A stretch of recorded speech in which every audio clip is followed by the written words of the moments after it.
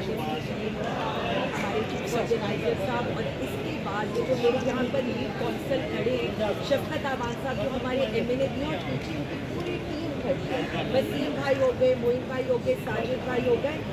इन्होंने जिस तनदही से पिछले 9 मई के बाद सरगोदा और मियाँ वाली के कारकुनों का, मैं भी एक कारकुन हूँ जी, मेरा मुकदमा जिस तरह से इन भाइयों ने लड़ा है उसकी मिसाल नहीं है। देखिए, फैसले कुछ भी आए वो तो नविश्ता दीवार है ना,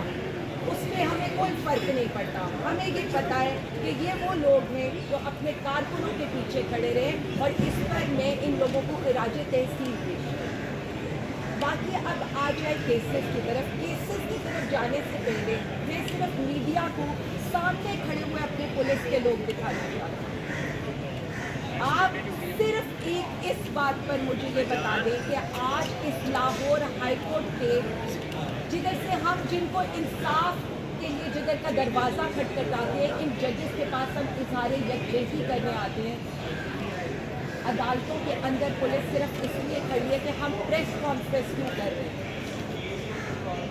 जो प्रेस कॉन्फ्रेंस करके तहरीक इंसाफ छोड़ जाए वो मज़े करे, लेकिन हम जैसे लोग जो अपने लीडर के विजन के साथ पाकिस्तान तहरीक इंसाफ के साथ खड़े, हमारी प्रेस कॉन्फ्रेंस के लिए भी पूरी इलीट तैयार है, शील्ड लेकर पहन के कि पता नहीं यहाँ कौन सी लड़ाई झगड़ा होने लगा है। परसों शाम को, कल दोपहर को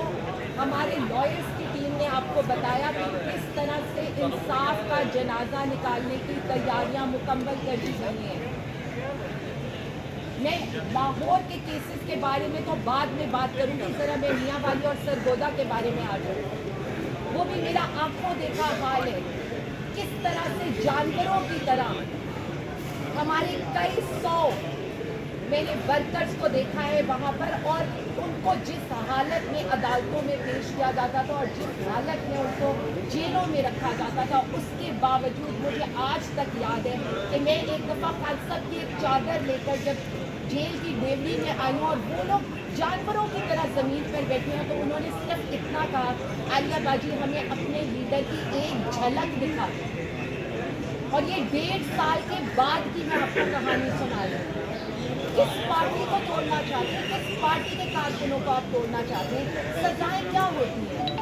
क्या इससे बढ़ के किसी औरत के लिए कोई सजा है कि आप उसको नंगे सर नंगे पाँव घर से उसके बच्चों के सामने घसीटे, मुँह पे काला कपड़ा, आंखों पे पट्टी, हाथों पे हथकड़ी लगाओ कि मेरी दास्तान नहीं है,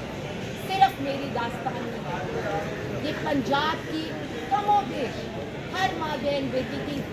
है, वो जिसके बाप भाई ने या जिसने खुद ने तहरीक इंसाफ का साथ ना छोड़ा।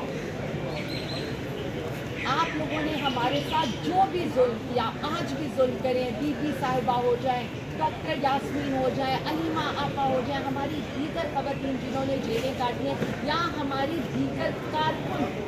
जिनकी घर वालों के साथ आपने आधी आधी रात के चादर और चादरबानी के तकद्दुस मार। मैं मौजूद अदलिया से कुछ सवाल ये करना चाहूँगी, क्या इतनी जल्दी है आपको इंसाफ की फराहमी देने में? इतनी जल्दी है कि आपने उम्रे से आने का भी इंतज़ार नहीं किया और एहराम में ही आप अगले से हमारे खिलाफ बयान लेने की कोशिश कर रहे हैं? और जो 2 गवाह ये कहते रहे कि हम तो खान साहब के टेबल के नीचे बैठे थे, जिस टेबल के नीचे चूहा नहीं गुजर सकता, उनसे एक सवाल ज़रूर मैं करूँगी कि भाई साहब, और उनको जो ऊपर से देख रहे हैं उनसे भी एक सवाल करूँगी, इतनी बड़ी साजिश हो गई, आपने साजिश रोकने की कोशिश नहीं की, आप तमाशा देखते रहे कि ऐसा हो और हम तहरीक इंसाफ के कारकुनों के साथ ये सलूक करें, तहरीक इंसाफ की लीडरशिप के साथ ये सलूक करें। पाकिस्तान के कस्टोडियन होने से, लॉ और ऑर्डर को इन्फोर्स करने वाले होने की वजह से, अगर आपके लोगों में, पहली तो बात है उनको तो ये पता ही नहीं है ना कि खान साहब कहाँ बैठे थे, कैसे कपड़े पहने थे, लेकिन पहले तो मुझे आपसे जवाब चाहिए, आपने इस साजिश को कामयाब क्यों होने दिया? अगर ये कोई साजिश थी, जो कि नहीं थी,